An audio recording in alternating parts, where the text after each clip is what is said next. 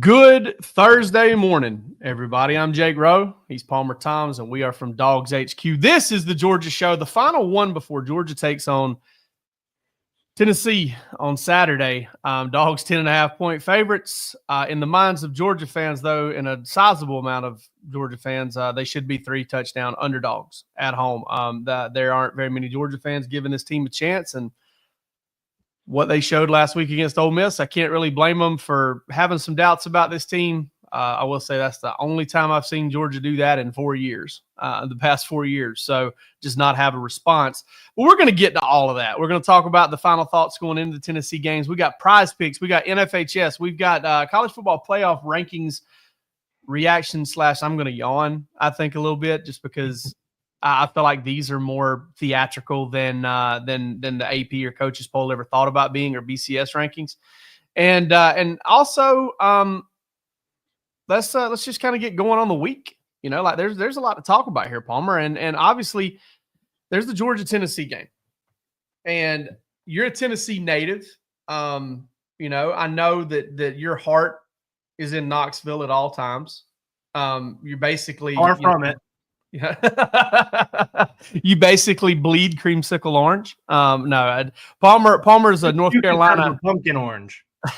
Palmer's a North Carolina legacy Georgia grad. So, what are your thoughts kind of on not just this game and this matchup, Palmer, but like how Georgia fans are reacting to it? The kind of like it's what we saw pre-Texas, but worse. Yeah, I can see what you're saying there, because and I think that second loss does that for you. Georgia fans are not accustomed to this feeling. You know, just the third time under Kirby Smart that Georgia's suffered a second regular season loss. You know, the first time that it's happened, you know, or excuse me, just the second time that it's happened since that first season. You know, and so I think that it's an uncomfortable feeling, but I think it all goes back to what Kirby Smart said after the game on Saturday: is we're living in a different world. The new look SEC, the new look college football playoff. You know, you can lose 2 games, and everything that you used to say with one loss of, hey, everything that we set out to do ahead of the season, it's still out there for us. All of our goals are still ahead of us. You can say that now with 2 losses, especially when you play the schedule that Georgia plays and you've got as many opportunities as Georgia has.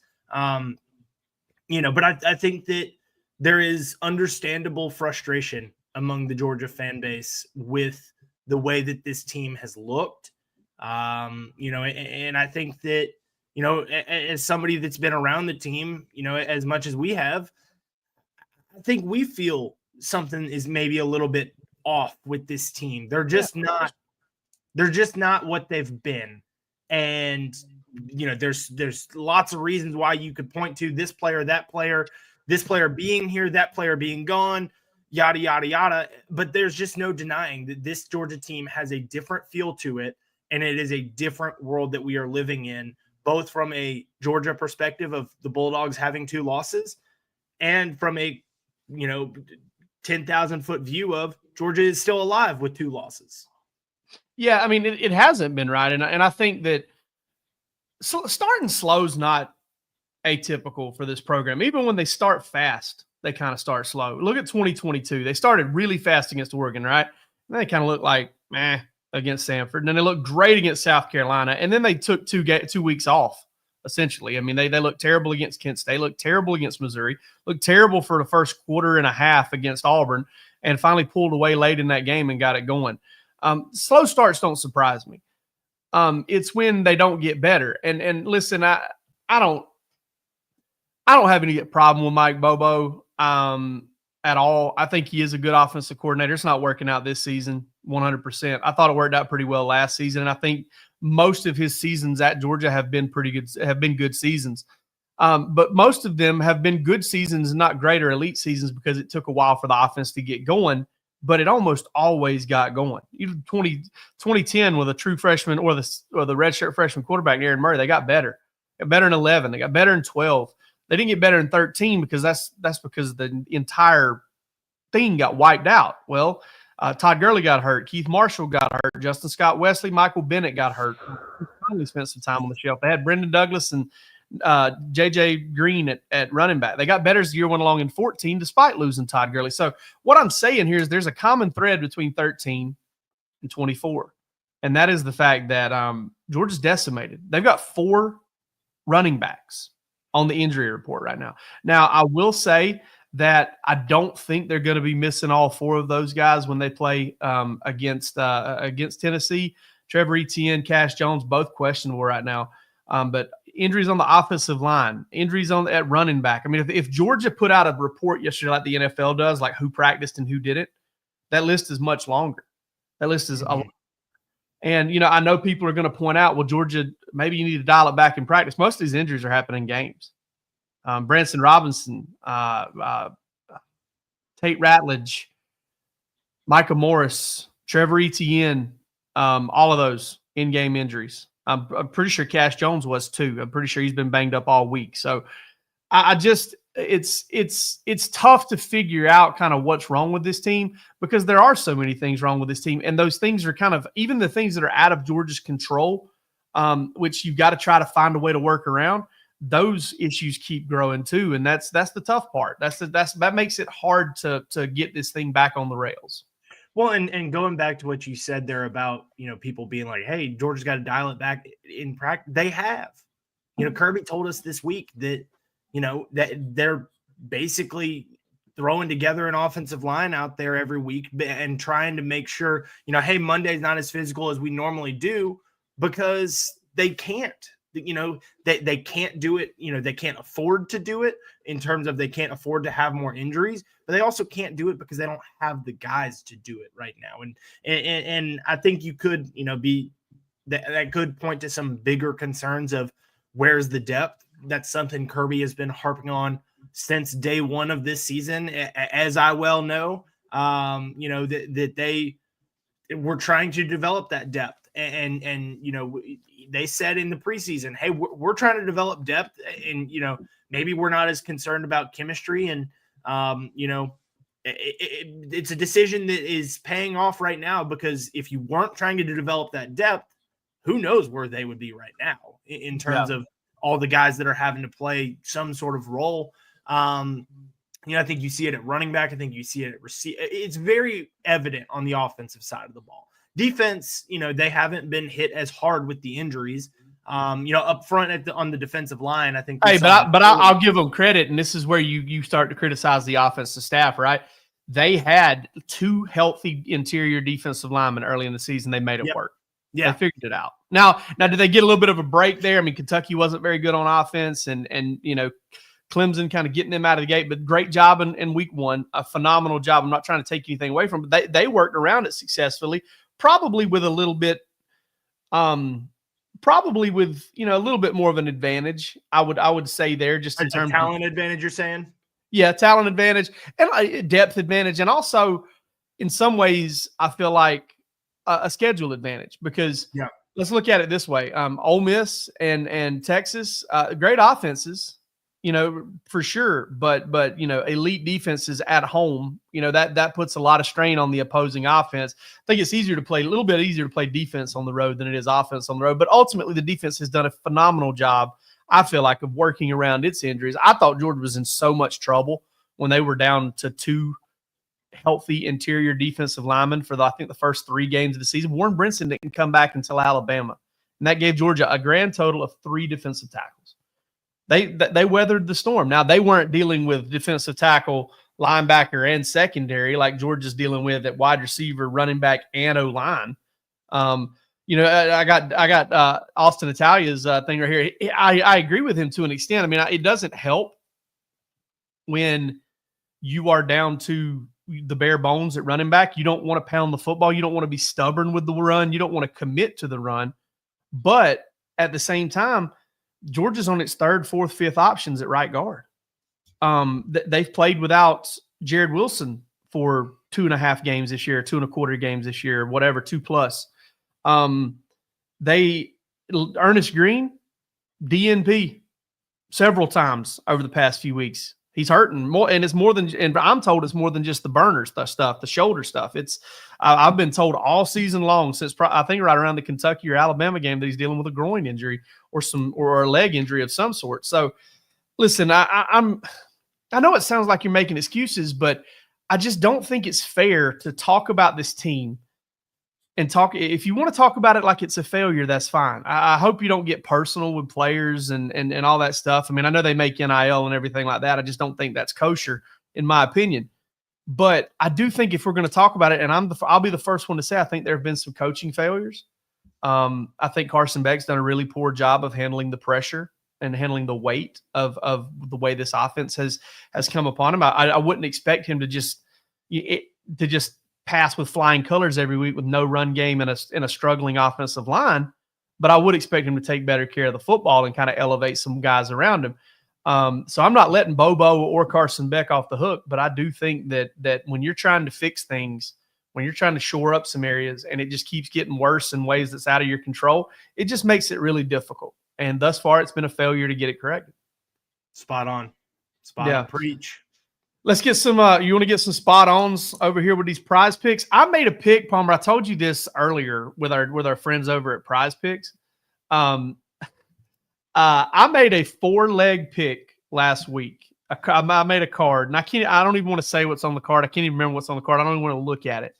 And I put some cash on it. You know, I put some good money on it, and I was going to make some good money. I sent you what I was putting on it, what I was going to make on it. I went 0 for 4. I missed on all 4 of those. Yeah, I had 2 in the Georgia. We've been cold. Yeah, I missed on Arian Smith. He didn't have, 51.5 receiving yards. I had Jackson Dart going over the pass number. He went under. They would have went under with the 2 quarterbacks combined. And that's another thing about Georgia's defense. I know they gave up 28 points last week. They gave up less than 400 total yards. 5 field goals. 5 field goals less than, and 2 of those were kind of like turnovers by the offense deep in territory, hold them to field goals, 6 points right there. I thought the defense gave up some plays against Ole Miss, but I want Georgia's number 2 in the SEC now with that schedule, number 2 in the SEC now in third downs. They've climbed after being in a hole earlier this year. And one of the best defenses in the SEC at preventing touchdown percentage in the red zone too. That was a weakness last year. Let's get these these prize picks. Promo code DAWGS. And you get what, $50 with your first bet of 5? $50 with your first play of 5, win or lose. First play of 5. And Jake, we could use that right now. We've been losing a lot, but we use $5. We could use. We're terrible. Absolutely. I was looking back at our record from last year. We hit on our first 3. We had some fun with it last year, and we're having fun with it this year. Oh yeah, it's not awesome. The same success. But hey, if this one hits, I think Georgia fans are going to have a lot more fun here. Some low numbers for Georgia receivers this week.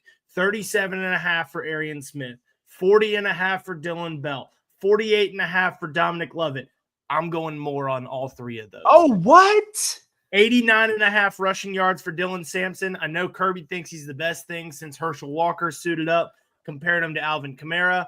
I'm going less on that. If this one hits, we're doing a flex play here. So we only need to hit 3 out of the 4. But if this one hits, it's 100 to win 500. And Jake, we're going to be feeling a lot better about ourselves. And I think this Georgia fan base will be feeling a lot better about it. All right, the flex play makes sense because you're wanting to hit 2 out of 3 of those Georgia receivers, exactly. And then think Georgia can keep Dylan Sampson around 80 yards rushing. Yeah, I see what you're going after there, but my God, those are just some low numbers for those receivers. And I'm not even trying to beat up on Georgia's offense or pile on, and I don't know if but those are low numbers. Those are low numbers, and it just caught my eye. And look, we know what this Georgia offense they've set a pretty high number for Carson Beck in the pass game too. They've 256, 260 something. It was like 260, 270 something. Yeah, I found that very interesting that it was that high, but then this low with these receivers. Like you said, we're trying to hit 2 out of 3 of these receivers here. So, prize picks. I like it. Promo an adventure every week. It's an adventure every week, and we're in for one this week. All Georgia Tennessee plays. It's a lot of fun. It's so much fun watching those games and waiting to see if that pick hits or not. That's a lot of fun. And listen, it's up to you. Bet 5, bet 20, bet 50, do whatever you want to do. Have some fun with it. Give it a try. Prize picks, they're awesome, man. It's a lot of fun. A great way to watch college football on Saturday. All right, college football playoff rankings, Palmer. I want to encourage everybody to watch them and to enjoy them and to soak up college football season and all of the highlights and discussion and everything you get, because you're going to be missing it here in about 2 or 3 months. But the college football playoff rankings are a made-for-TV deal. And I don't think I'm not trying to accuse anybody of lack of integrity unless they want to sit here and argue with me that they're not considering the coming week's matchups and what's down the road and all that stuff when they make these rankings, because they absolutely are. And Georgia being 12 is not a big deal. You beat a top 10 team this week, you're going to vault up the rankings, and they're not just going to jump over Tennessee. They're going to jump over probably 2 or 3 schools in total, maybe 2 or 3 in addition to Tennessee. So, I mean, Georgia has no issues. Nobody else in the country, Palmer, to my knowledge, has 3 top 20 wins, and that's what Georgia would have at that point. I don't know how many teams have 2. Top 20, yeah. Alabama's close, but Alabama would probably have 2 after this week, because Missouri and South Carolina play each other, and they're both just outside that top 20. So you got to think if one wins, one's going to bump in, and then obviously they would have the win over Georgia. So right now they've got 3 top 25 wins, 4 top 25 wins in LSU. And the head-to-head's probably going to play there. Like, it's probably going to be nice, but Georgia's losses at that point better. Georgia's best Alabama has more top 25 wins. Yeah, they've got the 3. 4, because you got LSU as well. Oh, yeah, that's right. Yeah, you're right, LSU. And where did LSU fall to? 20. They were 1 spot behind South Carolina. So okay. 22 maybe. Gotcha. 23. Yeah, so but at that point, that's awesome. I mean, Alabama would have more top 25 wins. Georgia would have more top 20 wins. Alabama would have the worst loss. Georgia would have the best win. Alabama would have the head-to-head. That's really just a really interesting comparison. And here's the thing. I don't think Georgia fans are upset with Georgia being behind Alabama. No, not at all. Or Ole Miss. With Georgia being behind Ole Miss. It's the Notre Dame, Penn State. And you look at this. This is how it would be right now. Miami is 9th ranked. BYU is 6th ranked. The top 5 is what? Oregon, Ohio State, Texas, Penn State, Indiana. So 4 out of the top 5 are Big Ten teams. I think it'll work itself out. Ohio State and Indiana play. I think if my gut says that Ohio State's going to probably put a beat down on Indiana, and if that happens, I think we could see them fall out. Now, if Indiana somehow pulls off that win over Ohio State, Indiana's going to be in this thing till the end. And I think Ohio State probably would be with 2 losses as well. It is that'll play itself out. BYU, Miami, those 2 teams are probably in one bid conferences. So if Miami, wins out and wins the ACC, it doesn't matter where they're ranked. They're going to be in one of those top 4 seeds. BYU, same situation. And if BYU loses to, let's say, Colorado in the Big 12 championship game, then Colorado's in and BYU's probably out. So, to me, I don't think Georgia fans are as upset about, the Bulldogs being behind BYU and Miami and Indiana, because I think those will work itself out. Again, I think it's the Notre Dame and Penn State, 2 teams that have 1 loss. And you could probably put Texas in there as well. Another team that has 1 loss, but none of those 3 teams have all that impressive of a win. Notre Dame has Notre Dame has an absolutely ugly loss and an incredibly ugly loss. They have Texas A&M win, and that's impressive. But nothing is impressive as going on the road to beat Texas, and not nearly as impressive of a second win as a 31-point win over Clemson. I mean, I think it's the Notre Dame and then Penn State. You've I will say this, Palmer. I do think Penn State have. What does Penn State have? Yeah, Penn State's got nothing. They've got a good loss. 4th ranked team. They've got a good loss. and Georgia has 2. And Yeah. yet some would be on the outside looking in. I'm kind of buying into your theory of this is done for discussion and TV ratings. And look, I'm not putting out there a conspiracy theory of, look, ESPN is in on this. They know that if they put this ranking out on a Tuesday that does not matter, that they can then talk about it on Wednesday and Thursday and Friday and Saturday and on down the line of, whoa, well, look, Georgia's on the outside looking in, knowing very well that this will work itself out with Georgia playing Tennessee this weekend. Either the Bulldogs win and they're right back in and deservedly so, probably being in where they deserve to be in this week, or they lose and they're out and the playoff committee is looking at it and they say, hey, we told you so. Yeah. So it'll work itself out. But I think this was how it just sets up a dangerous precedent. Are you going to continue to do this, or are you just doing this for fun on the second week of this ranking, and you're going to mix it up every week? Because the out that they have is the fact that the dust hasn't settled yet, so right. You don't really know how impressive wins are. Like if Texas beats Texas A&M, well, Notre Dame's best win goes down, Georgia's best win goes up. Yes. So that you've got those kind of things going on. Penn State really isn't affected by anything, and it's a close loss to Ohio State at home in Happy Valley. I guess Indiana beating Ohio State and giving Ohio State a second loss would make Penn State's one loss look a little worse. I guess, yeah. But, I mean, that would ultimately. I don't know. I don't know what the committee can do with Penn State. Left with 2. Yeah, I don't know what the committee can do with Penn State. Like, I don't get it. Notre Dame having that awful of a loss and only 1 win over a top 20 team, I just don't really. It's Notre Dame, but here's some thoughts on this that I wrote down. Tennessee's in trouble if it loses to Georgia. Mm-hmm. Tennessee's in a lot of trouble because Tennessee doesn't have, all it has is the Alabama win right now, and that's basically it. Like it didn't have a win over Missouri, it doesn't have a win over A&M, it doesn't have a win over South Carolina. Yeah, I mean LSU. I think Tennessee. Who does Tennessee play after Georgia?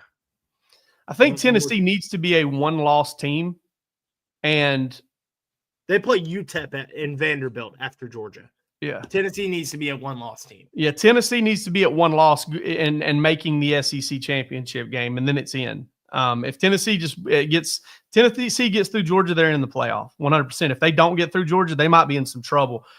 The same thing is true for Texas and Texas A&M. I think Texas is in trouble if they don't beat Texas A&M because the alarms are going to go off and they are going to plummet without any good wins. Yeah. Does Texas have a ranked win? I don't think so. No. Let me ask you this: Texas loses to Arkansas outside. Let me ask you this: Texas loses to Arkansas this week, but they beat Texas A&M. Can they get in? No. That's tough. If they're in that situation, then based on the precedent that this committee has set right here, where they say, "Hey, Georgia, you have 2 losses, 2 really good losses, 2 playoff caliber team losses, and 2 good wins." 2 top 20 wins. How could you, but yet you're on the outside looking in. How could you take a team like Texas that would have 2 losses, one of those being to a Arkansas team that, yeah, they would be bowl bound with another win, and hats off to Sam Pittman, but a not so great loss to Arkansas yet, and have no wins. And how would you put them in? You'd have the Texas A&M win with that you would essentially make. You would have impressive as soon as you won 20 win, top 25 win. Yeah, but I just think it is. I don't know. I think the precedent, and again, like you said, the dust hasn't settled here. It does not matter what the rankings are on November 14th or the 12th when they put it out or whatever. It creates a good talking point. College football playoff, SEO, skyrocketing right now because we're talking about it. But I just think that and Kirby talked about this on the teleconference yesterday. I think that the precedent that is being set in terms of just counting the losses and ranking teams, saying, hey, here's our one loss and our no loss and one loss teams, and we're going to rank those. And then we're going to move to our 2 loss teams, and we're going to rank those. It's just a very dangerous precedent that they are setting. And it's going to incentivize these teams and these conferences to say, why would we make tough schedules? Teams aren't going to go out and play an opener against Clemson because we're going right back to, hey, we're going to standings instead of rankings. Standings instead of rankings. That's a really good way of putting it, Jake. Yes. And so that's what we're looking at here is, are we just doing standings or are we doing rankings? Is there more to it than just your win-loss record? Is it your strength of schedule? Is it your strength of record? Is it what quality wins do you have? What quality losses do you have? Who did you lose to? Who have they gone out and beaten? That should matter.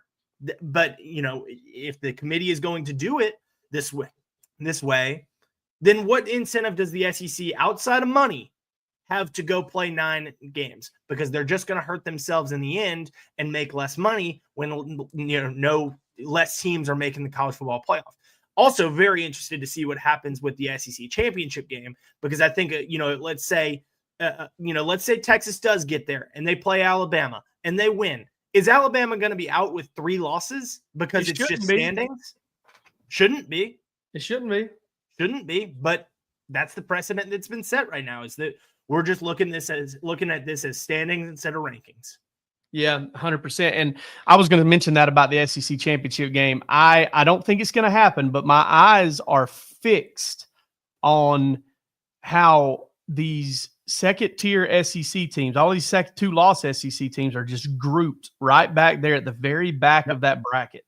It almost makes me feel like, it makes me skeptical of whether or not they are going to, they're doing that to create an opening for them to drop the 3-loss SEC champ out of this. And somebody on our board had a really good point. Well, it wouldn't be a 3-loss SEC champ. It would be 3-loss SEC runner-up. Yeah, runner-up. Somebody had a good point on our board, and they're like, hey, man, you want to give Greg Sankey all the ammo he really needs to just say, to hell with this, we're going to go do our own thing with somebody else. Do that. Because but then again, I mean, it turns the SEC championship game, if you really think about it. If the SEC championship game is no longer an elimination game, it kind of just turns it into a, hey, who gets to get a trophy exhibition? Because the game doesn't matter. It only matters if a team's if a team goes in with 3 losses and it's trying to play its way in. Yeah, but yes, you get ultimately the reward outside of that trophy and a plaque that you get to put up on your wall or whatever is that bye. That's the reward of it. But I think if we're talking about it, and again, dust has yet to settle, and there will be, there's a lot of football left to be played, and we're still a couple weeks away from Selection Sunday. But if we're talking on Selection Sunday about a 3-loss SEC team, a 10-3 SEC team that gets knocked out because they lose in the SEC championship game, what incentive is there for the SEC to play a championship game? Because you're just hurting yourself. And Greg Sankey can be all for it, but I think the athletic directors would be all against it because, especially those that are actually playing for it. Because you go play for it and you lose and you're done. Because you were the second best team in the regular season. If I know this, there's going to be 3 other SEC teams that make the play. It's just not how it should work. Yeah, if I know this league like I think I do, they're going to need to get slapped over the hand a few times with this before they make a change, before they really start to get in an uproar about it. It took a few years whenever they're the over-signing and all that stuff. It's just the SEC is the best conference in America. There's no doubt in my mind. It's not always the best run conference in America, but most of the time it is. But the wheels turn kind of slow sometimes. Yeah. They do turn kind of slow. Where they don't turn slow. That's enough yelling about the college football playoffs in November. Yeah, we probably got a little bit long on that. One thing you can't get too long on is NFHS. And Palmer's 14 of 16 Peach State commits. Not just Peach State, all across the country. Georgia has 16 commits that will be playing football this weekend. 14 of them will be on NFHS. Right here, one of them, Santa Margarita, out in California. You can watch Georgia defensive linemen JJ Hain. Yeah. Yeah, go. Hey, listen, NFHS is the most extensive prep network in America. You can see Georgia commits. You can see Georgia targets. You can go in there. It's easy to look up. Palmer's showing you right now. You can look up by state. You can look up by sport. If you want to watch basketball, baseball, they have girls flag football on there. You got a niece or a nephew or a grandkid that's playing somewhere in another state or 3 or 4 hours away, there's a good chance their game is on NFHS. And it's a wonderful network of high school sports, of high school athletics, getting these kids, whether they're recruits or not, exposure and a chance to get recognized for the stuff that they do on the field. Those guys work hard. High school athletics bring a ton of energy. The playoffs are upon us. We got Coffee versus Jackson County right here in Houston, Georgia this weekend, right down the road from my house. Coffee County is going to take on Jackson County this week, or not Coffee County, Coffee High School. It is in Coffee County, but they get on you for calling it Coffee County High School. It is Coffee High. But listen, NFHS is awesome. You can use the promo code GODOGS25 to get 25% off your first for your first month. Go check it out. I'm telling you, you're going to love it, and support this website too, because this is, to me, very important for high school athletics and to grow athletics at the high school level and to keep getting kids participating. Is, listen, knowing that you can put yourself out there on broadcast and cut up your clips and things like that is so fun.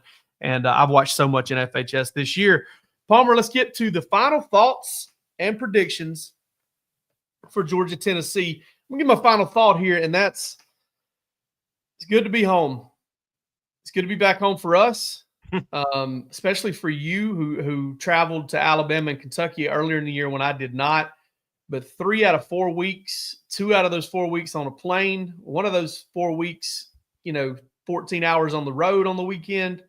I can't imagine the amount of rest, recovery, prep time that Georgia has lost to and from airport, in the air, logistics, all that stuff. I mean, it's been tough. Georgia hasn't played the night games too. The night games make it even tougher because the team's getting back late on Sunday. Yeah, and you're not out there. You're not out there slap fighting. I mean, you're playing some really good football teams, and again, it just goes to part of the body of work, not letting anybody off the hook. But Georgia, the competition level has been down at home comparatively. They haven't played a winning football team at home yet this season. But they have been noticeably more, I would say noticeably more composed. They've started better in home games. They've done a better job of kind of making adjustments and all of those things. And I just think being at home is a big deal for Georgia right now at this point in the season. You don't talk about all those games Georgia played on the offensive line with a disadvantage at the snap. Because of the crowd noise, that's tough.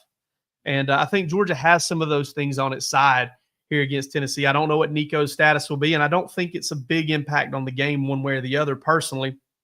I think Gaston Moore is not the talent that he is, but I think he can definitely operate that offense. And Nico was kind of more of a game manager for Dylan Sampson in that run game anyway. He was the shot taker whenever teams overplayed the run, and that's kind of how that offense was working, and it was working okay.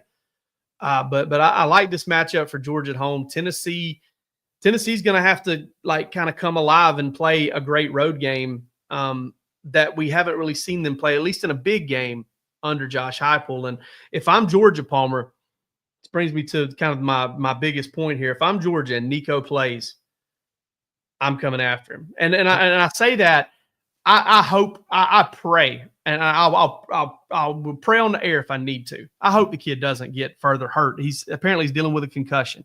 So I'm not saying you bring the house at him to try and hurt him. Like, I hope his head stays very healthy and everything is fine.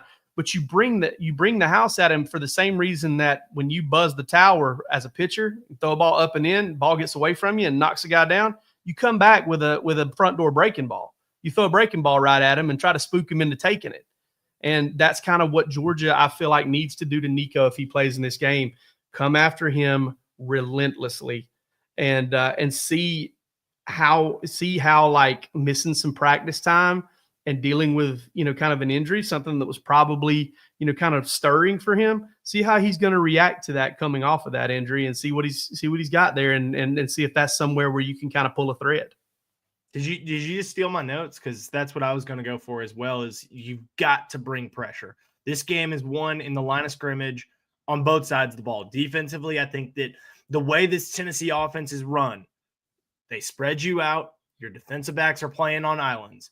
The best way to help out a group that has not been the best this season, get pressure on the quarterback. And we've seen that work for Georgia this season against Texas. We've seen it work for Georgia in the past against Tennessee. Look back at that 2022 game and the way that they were able to get pressure on Hendon Hooker there.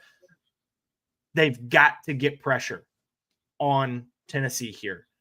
Also important that they stop the run, because that is the bread and butter of this Tennessee offense. The wide receivers, the passing game, the splits, it all gets the glory.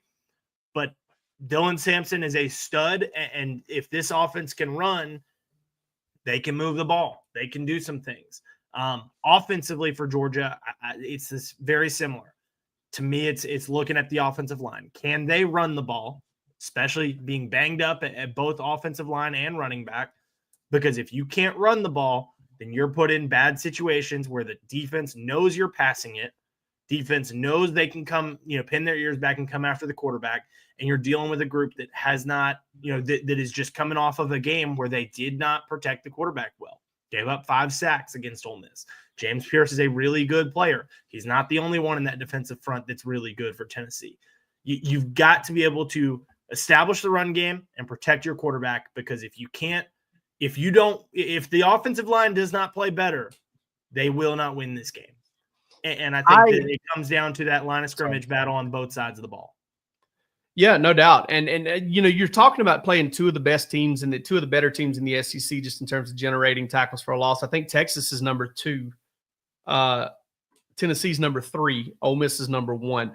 Here's the thing, though. Ole Miss has 30 more tackles for a loss than Tennessee does. It's played one more game, but it's got 30 more. It's got double the number of sacks.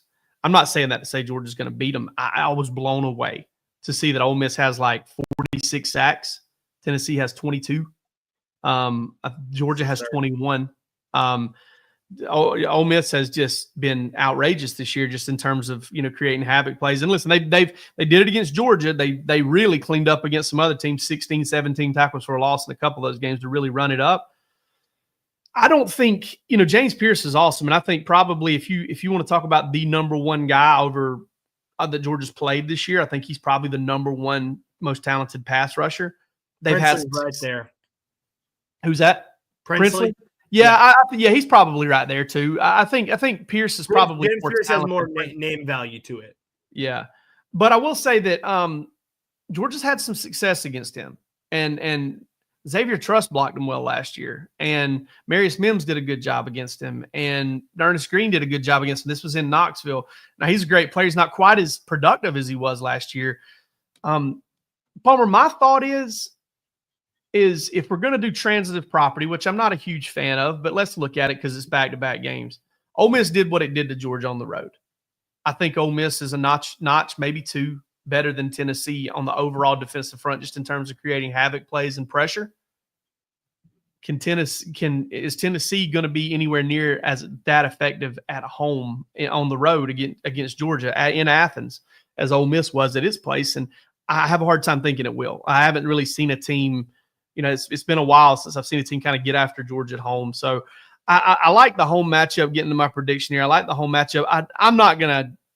I think this is a sucker bet all day long. I think Vegas is trying its best to get you to put money on Tennessee, but I still don't love to pick the cover. I'm leaning Georgia by 7 and another high teens, low 20s type game.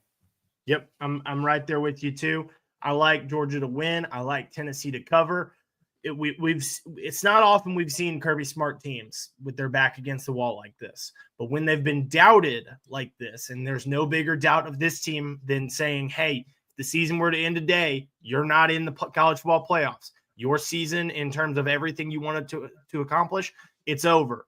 That is doubt for this team. We've seen them respond well to doubt this season against Texas. We've seen them respond to doubt well over the years. And so I do like Georgia to win this game. I'm with you. I don't think that they cover. And I'll go ahead and put a score on it. Georgia 24, Tennessee 17. All right. I like it. I like it. All right, guys, that's it for us. We won't talk to you until after the game on Saturday. We'll know the result. We'll know what Georgia's, fate is kind of going forward. I mean, they won't be in the college football playoff, but they'll be in full control of their own destiny with 2 very winnable games out in a regular season and a chance to maybe get a couple of weeks off to before game week to get ready for the college football playoff. But got to beat Tennessee first, and next time we see you, we'll know what happened. So y'all take care. Have a great weekend. Be safe out there. A lot of rain here and there. It's definitely rain over here. Be safe with your travels. And if you're coming to Athens this weekend, be loud and have a good time. It's going to be kind of chilly.